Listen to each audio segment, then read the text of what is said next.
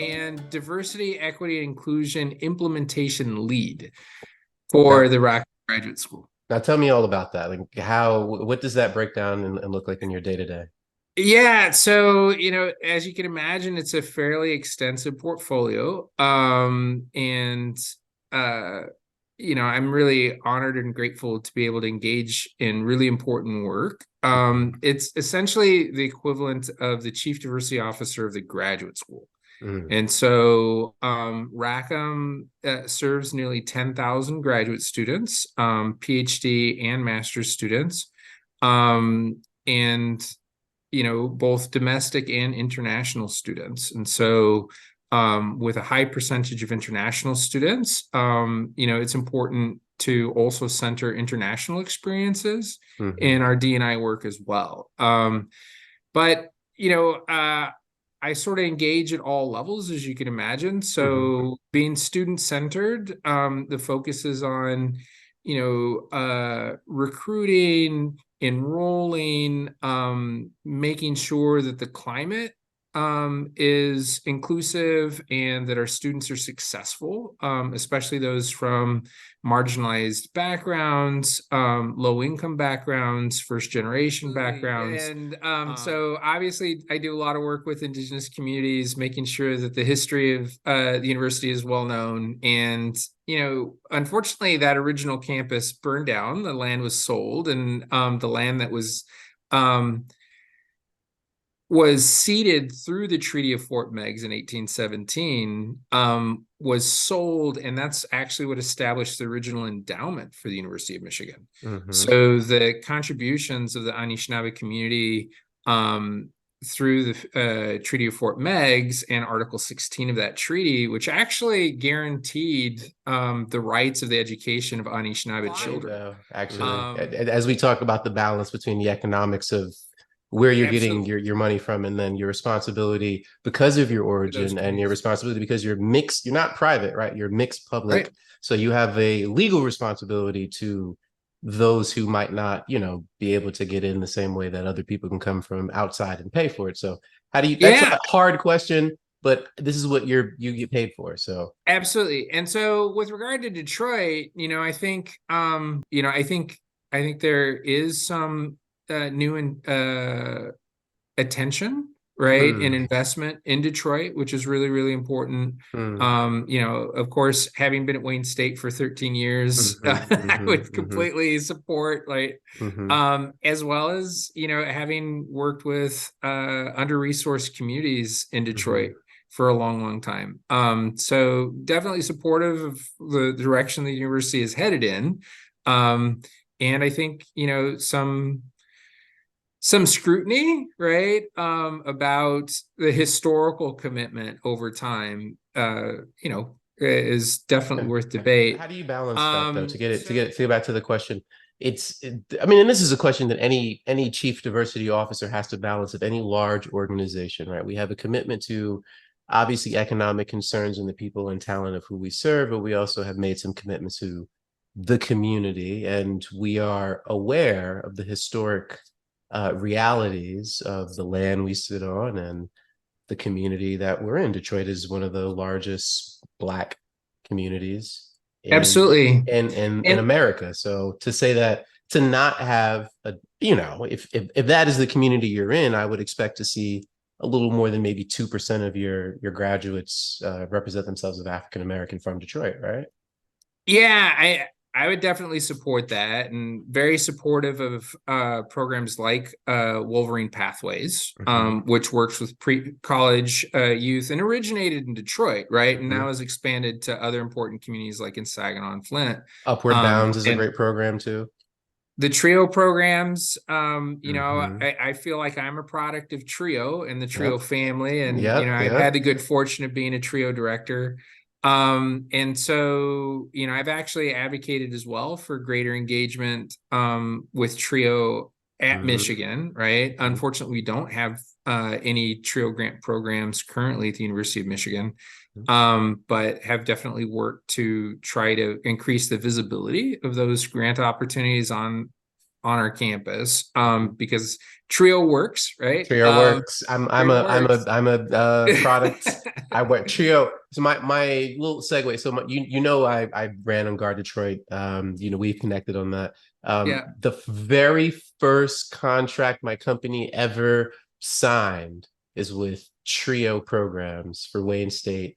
And we put together over 400 youth that summer, went through training programs in fencing.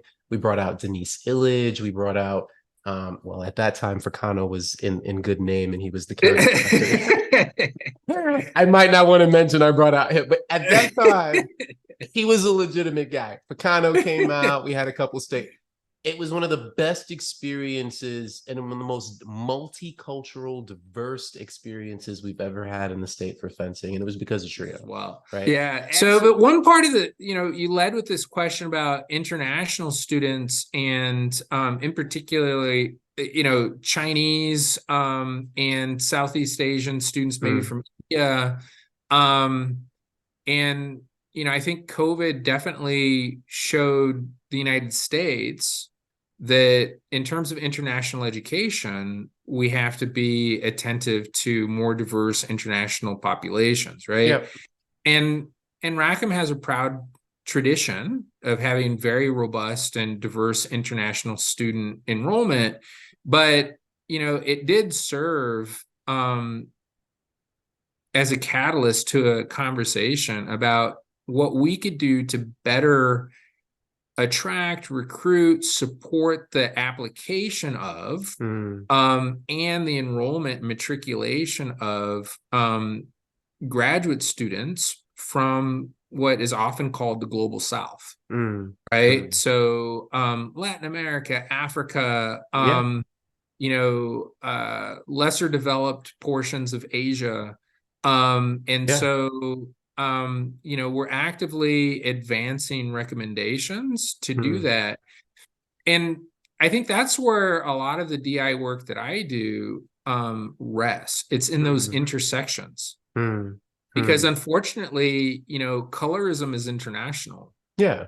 Anti-Black racism is international, and it manifests itself differently in other countries.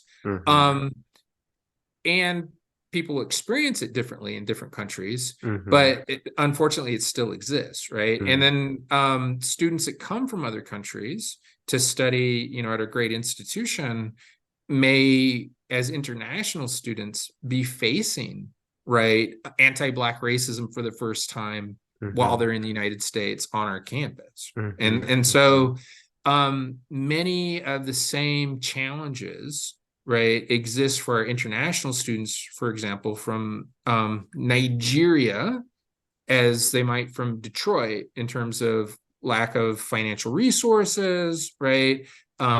Dealing with issues of colorism and racism, but also, these kind of first generation concerns of not knowing or understanding completely the hidden curriculum of how to navigate these white academic spaces, right? And so really working at those intersections and understanding both the overlap and where these things differ, right?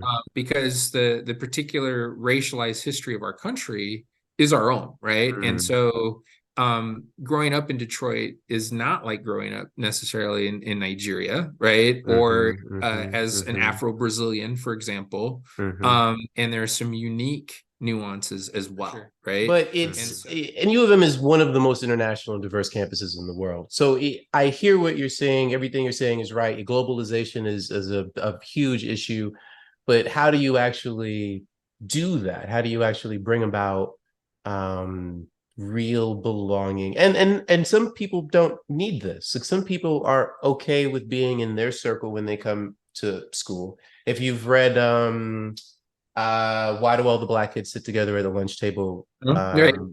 Right, Dr. Beverly, right. So that is a good synopsis of collectivist thinking and group. And some of it isn't anything that a university can do, but I think with the turn of the Supreme Court ruling on affirmative action, which doesn't really impact University of Michigan, since you've been fighting that forever, since before time. One of the first universities to engage in that discussion, you know, at a high level. You've already broadened your scope of how you adapt your admissions, but let's be honest. Let's look at the students who still need the support. Children of migrant families, children of who come from low income socioeconomic families on the east side who still think that if they don't go to the top 3 schools in Detroit, there's no way they're going to go to U of M. How do you, as the state's university, actually address the concerns of your local state and the demographic that you're in? And it's not easy. I mean, it's not having trio is obviously, you know, I won't get you in trouble, but obviously using the programs that have shown track records in isolating talent who have the potential and creating means. I mean, it's U of M. You don't even need students to send you donations at part of the year. You know, it's most of the dollars are taken care of. You have that kind of alumnus who do. So for the universities like U of M, you know, I'm always in question. And I still, obviously, it's a top 5 university. It's one of, in my opinion, one of the Ivy Leagues, you know, of colleges. Interestingly, Harvard has a really good business school, a really good med school, maybe like 2 or 3 other schools, and then that's it. U of M consistently has every single college in top 10 across the board. And a lot of people don't know that. And it really boggles my mind. I'm like, do you realize how hard it is to be at the top 10 of every single program? Yeah, of every single program that you who it's, you know, so you hear me talking critically, but I know the reputation and the quality of the school. We're just engaging in critical thought, as everyone in your position is thinking and doing right now. Absolutely. Right. So yeah, and I don't think we should be afraid of that kind of scrutiny or interrogation. That's how we continue to improve, right? And so it is an interesting conversation. I'm just a deep believer in continuous improvement, right? And in terms of systems and systematic approaches to questions and problems, right? And so unless you are willing to stress test your programs to find out if they really work, right? then you don't know, right? Right. And so I really appreciate, you know, the line of inquiry. I do want to also just kind of give a little love and a shout out. We do have Gear Up, and we have a really good Gear Up program. And then, you know, Wolverine Pathways, I think, borrows a lot of strategies from something like an Upward Bound. You know, but yeah, I think not having trio is kind of a historical gap, right? It's an easy, low-hanging fruit. Right. You don't even have, it's free money. Right. And so, you know, I continue to advocate around the importance of trio. I think, you know, some of these issues, obviously, I've engaged in other roles, you know, other institutions.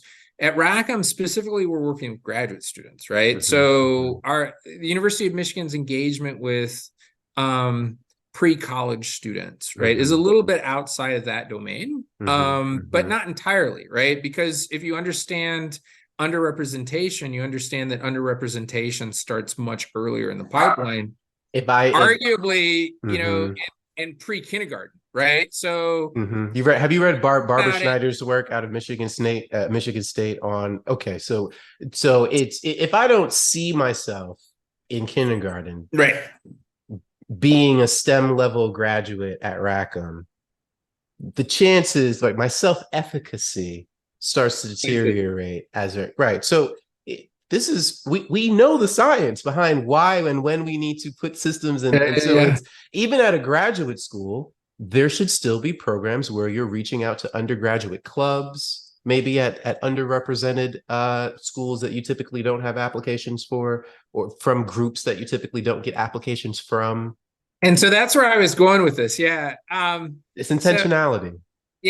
And just an understanding of that leaky pipeline, right? And how structural racism and sexism, you know, to be fair, and ableism, you know, impacts directly. You know, I had the honor and privilege to serve as, chair of a Head Start parent committee. And, I was making the argument back then, like, Yeah. that's where it starts, right? Like our underrepresentation in higher ed begins in Your PK. response. Can we talk And about so, in education? And I specifically have reached out and targeted, as obvious to anyone, men of color, who identify as color, who identify as men, in education, because we make up less than 2% of the entire market. Like, when I walk into Detroit schools, when there are rooms full of well-behaved young Black men, and then there are rooms of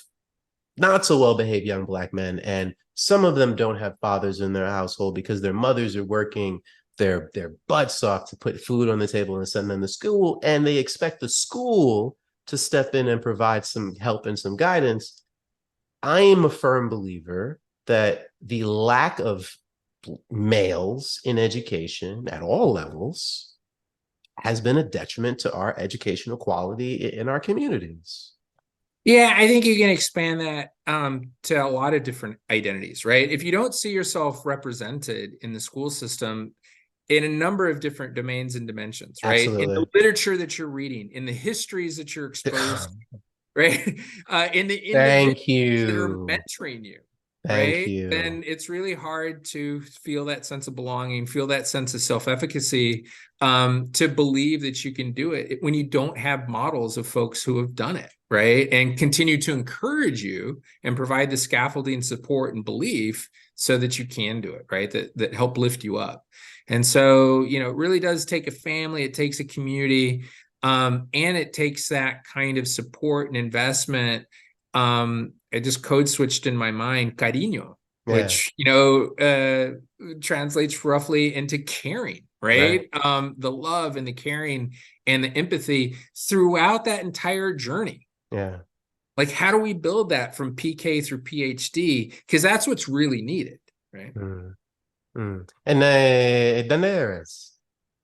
Yo soy de San Diego, o un pueblo que se llama El Centro. El Cuatro. centro de la palma de la mano de Dios. Gracias. ¿Cuánto tiempo tú vives en San Diego? San Diego, Yeah. bueno, soy de allí, me creí allí, tenía más que 30 años Okay. antes de mudarme para Michigan, viviendo en Es California. más o menos similar.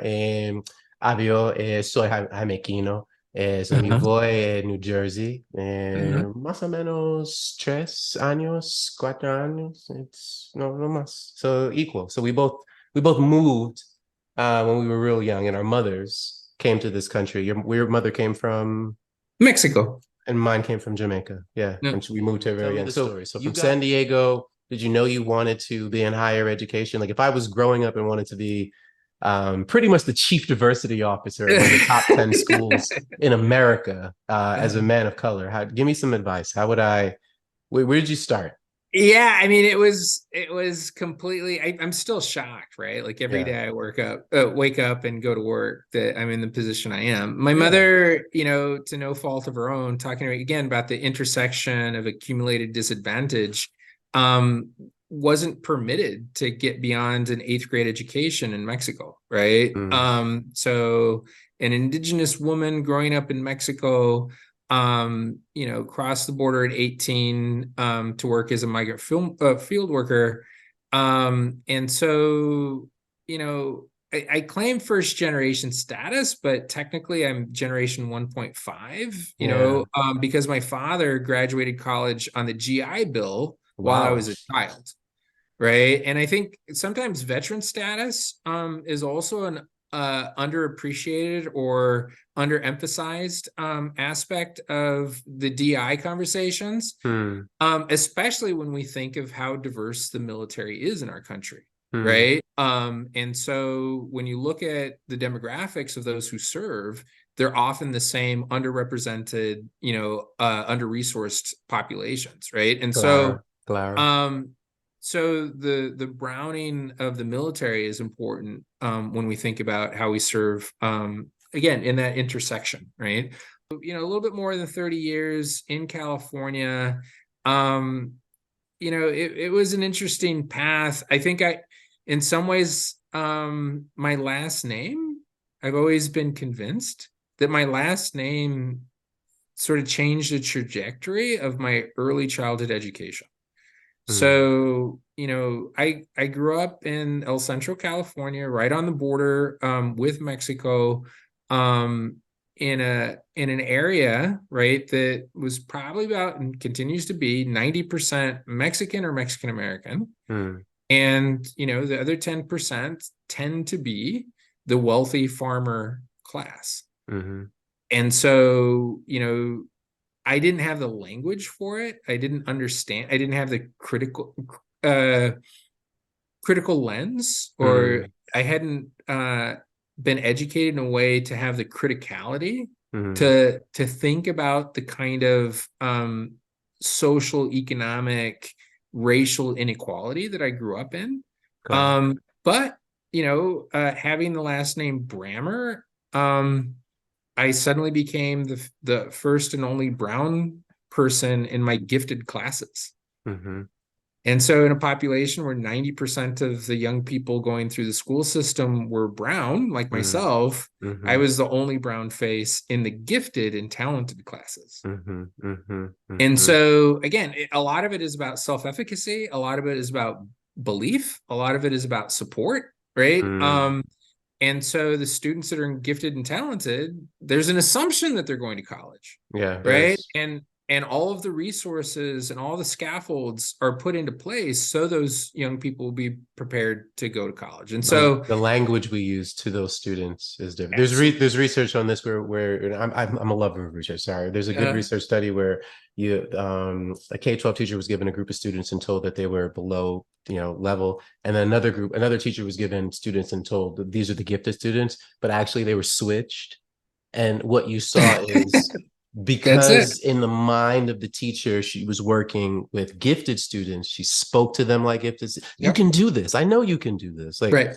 and the teacher who had the students who were below, she talked down to them. She had less expectation, and they scored less at the end of the year. I mean, you can't Absolutely. legally do that study anymore, but I believe it still holds true.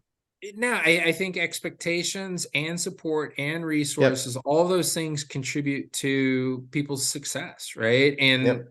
And I feel like it's relatively arbitrary. Like I kind of got lucky, right? Just on the base Well, of tell me about that. Warren Buffett says luck too, but I also love to ask these questions, not to like highlight you too much, but there are some things that we overlook in our path that can be tools for other people who come behind us, right? right. I was big on mentioning Trio for a reason. My last guess is he's you, but at Google, in charge of equity and improvement for Google. But we both have a connection to management leaders of tomorrow, and he admits it. Like, I would never have known anything about any of my business schools, or so I ask these questions not to stroke your ego, but because I want to leave a legacy and a record of some of Sure.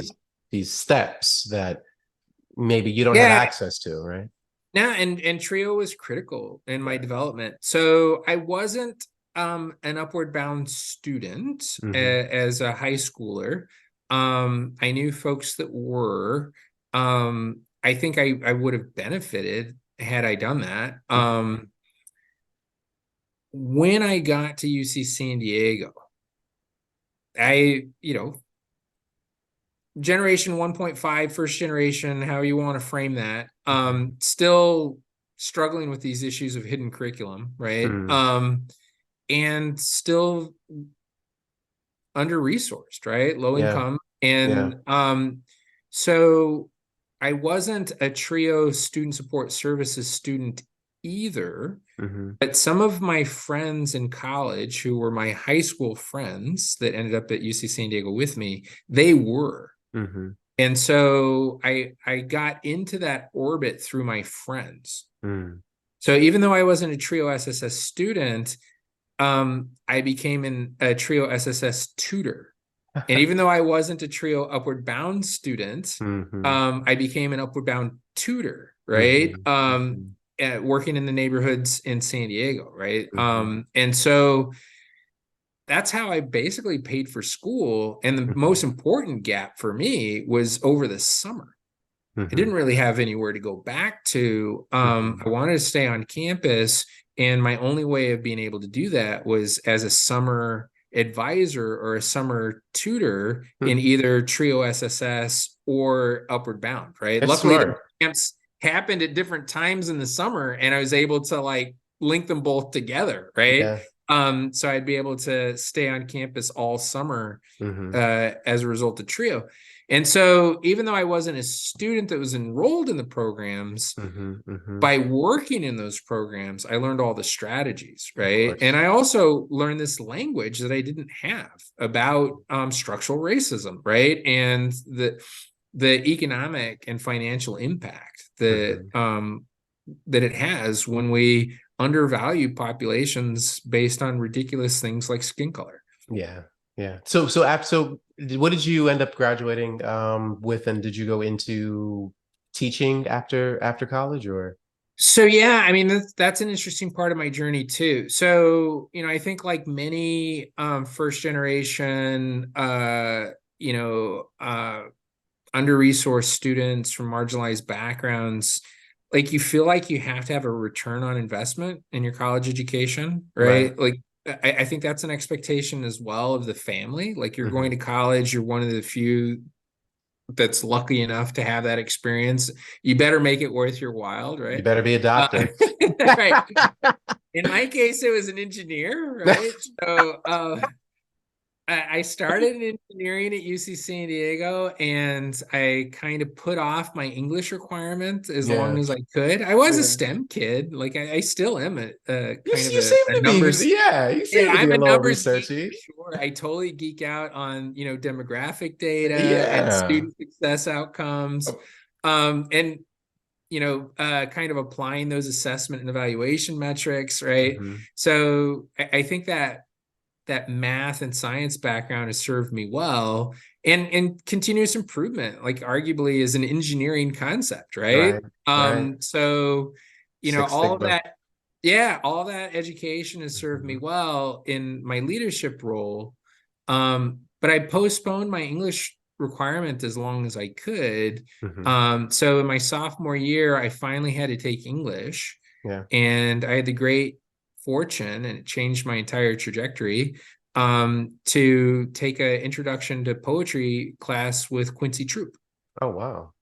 Yeah, and so Quincy, prior to teaching at UC San Diego, had co-authored Miles Davis's best-selling biography, Hmm. and of course, he was a great African American poet of his own right. Hmm. And we're talking about belief and encouragement, right? Hmm. Hmm. All it took was Quincy to say, "Hey, kid, You're pretty good at after this. class, that poem that you wrote in my class was pretty good." That's all And it. and that encouragement was like, oh Yeah. wow. And the other thing I think that couples with that is, again, growing up in the area that I did, now having the language that I do, and understanding the importance of curriculum and Hmm. exposure. Quincy was my first teacher, professor, educator of any type that Hmm. educated me and exposed me to writers of color. Wow. And so seeing myself reflected for the first time in the curriculum, Yeah. hearing voices like mine, Wow. reading about experiences that connect to mine and my family, Wow. and then having, a professor who I deeply admired and respected Yeah. saying, "Hey, you know what? You can do this too." Yeah. And encourage me. I immediately changed my major to creative writing. My parents flipped out, right? I was going to be the starving poet that lived on their couch for the rest of their life, and Yeah. disappointed them for the rest of my life. And so, you know, I think ending up in higher ed leadership after making that move, like I don't think it was ever really part of the plan. Right. But what I wanted to do was contribute basically to Yeah. um, the underrepresentation Yeah. of voices in basically arts and literature, right? Yeah. And that took you That's to all. education, and that took you to Trio at Wayne for 16 years or I was at Wayne State for 13 years. 13 years, right? I was the associate director for what was originally called the Center for Chicano and Boricua Studies. Right. And while I was there, the name changed to Center for Latino, Latina, and Latin American Studies to be more inclusive Latino, Latin of American. of other Latinx identities. Mm-hmm. And in my role as associate director, I was mostly in charge of, like, 90% of my portfolio was the student support programming, right? Yeah. So the success of our students, the recruitment of new students, those kinds of things. And, having worked in Trio informed all of my practice, Mm-hmm. right? And so it was basically, how do you replicate all these great Trio strategies and Upward Bound in SSS and McNair?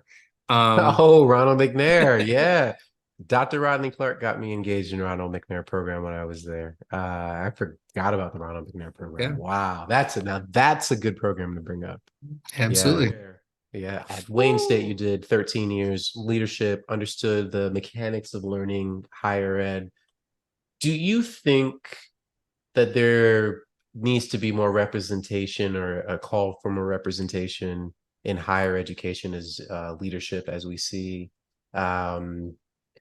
I think we're calling for diversity inclusion, and we're talking about having more representation on campus for students. But how can we start to ask that when we take a look at who the deans are? And Right. yeah, I mean, Yeah, where's it's the a great balance question.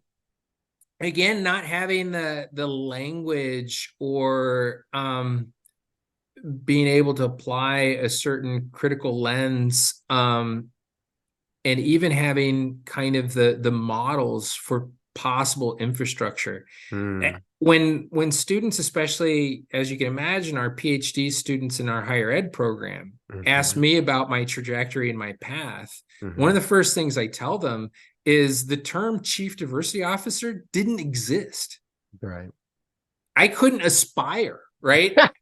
Something that nobody had conceptualized at the time that I was an undergrad, right? So that wasn't a marker for me. That wasn't a goal for me. It was Right. impossible, right? But what I do know is that in my advocacy, we were dreaming Yeah. about those positions that didn't even exist yet, Yeah. right? And so we had in our mind that we did need leadership that looked like us. Yeah. We, as students, needed folks that were actually in the positions to make the policy decisions, in Mhm. the positions to make the budgetary commitments and investments, right? We knew this had to be systematized and institutionalized, right? Mhm. Mhm. For us ever to have anything approximating equitable access in a Yeah. sustained. Were And you at so Wayne when Reed joined? I was, yeah, and he and I had a great relationship. Actually, I consider him one of my mentors. He wrote my letter of recommendation to law school, so I consider, Yeah, and he doesn't do that, and yeah, I consider him a mentor as well. Reed, just to piggyback on what you're saying in representation and leadership, when I saw that the university appointed, in my what I had saw, one of the first Black uh, presidents of a university in America, right? I started looking into it. I was like, how many Black men actually become university presidents? Like, what is right. that? And then I looked up and I was like, oh, 6, period, tops, ever? Like at any major university of over 30,000? Like what? Right. And then I looked up his wife. It's just like a power team. Like how did you Absolutely. how did you Yeah, and I was really proud to be at Wayne oh State. my god, Wayne yeah. State had, I believe, they're the only Research One institution in the country that had a Black president and a Black provost at the same At the time. same time, because Reed came in hyper focused on medical research, and he could raise money, right? He could, right. All right. He So was skilled in a lot of ways, he was yeah. skilled in a But lot this of is where ways. I was going, so the chief diversity officer position is great, and I Yeah. love to see that it's being adopted not just in higher ed anymore. Now it's migrating into, like you said, industry like Google, right? They're recognizing the importance and the business case for diversity, right? Which is really, really important. Despite, some of the resistance in some states like Florida and Texas. So you're not going to move to Texas for a position? Right. Is that not going to happen? Yeah, but I think the important thing is if we want to move beyond the potential of being still marginalized or on the periphery, we need to be in these centralized positions, right? Like the presidency, the provost roles, in all kinds of VP roles, right? Because those are the leadership roles that actually move. But then to go piggyback on what you just said, I fully agree with you. Which is why I'm focusing in that direction, right? It's academic leadership. I know I'm not a researcher. My talents and what I care about is equal access to education and high quality real learning, not just creating programs for programs' sake because we make, but real qualified learning, best in category. I don't hear many people talking like that. I meet a lot of people who talk a good game, but then when we get down to the nitty gritty of graduation rates and like what you're doing for people of color to make sure they're getting this, and I think where we are now, we need to have serious conversations about building systems that start to prepare people for higher education administration, because doing the research is not the only way to be a leader in a higher education institution. And then from there, because of now what I understand about education, what I wish I knew at 19, if you're concerned about local K-12 education in Detroit, then be a leader at the local college that does the authorization. Absolutely. For all the charter schools at every level, right? Every level. Because you'll get immediate colleges, two-year schools, right? Where do you think all the teachers go to get the training? They go to the local college. The college gets the grant from the state to be the authorized. Like, this is a system. And so if once you understand the system of why our schools have turned into prison pipelines, how do we now create new systems to have people in place who understand the value of where higher education plays its intersection and what little we can do there to curb some of the trajectory? Right. Higher ed is a public good. So, if we really are invested in an equitable society and how universities can contribute, right, to the public good of having truly inclusive and equitable institutions, we really kind of have to think about PK through university presidency. Yep. I couldn't agree more because of the field that I'm in. I think we need to re-engage the university in its commitment to the community, and not just we teach medicine and that's good, but here is what our commitment is. We are going to create a new fund, like at Wayne State, where they have successfully brought about, the free tuition for certain students that took 20 years. Absolutely. Yeah. But how powerful for the students that receive that benefit. As well as our Go Blue guarantee at Michigan, right? I mean, and Michigan's great. I want to remember where you work there. I have to plug that in there. No, you have to. Michigan's great. No, Michigan's great. I want to plug that. But this last piece, we saw that 30 years ago in Kalamazoo. Look how long it took us from modeling the Kalamazoo Promise, which is what they modeled, right? We didn't reinvent the wheel here. Right. They modeled the Kalamazoo Promise, and look how successful the Kalamazoo Promise has been for students in Kalamazoo and their matriculation into different universities. And we know the systems. Yep. Yeah. Anyway. And we know how to make interventions that are effective and evidence-based practice. Why we don't invest more in it is the question. Intentionality. Right. It's what it is. So thank you for your time. It's been a blessing. I appreciate it. Yeah, it's been a pleasure. Thank you. Have a great one.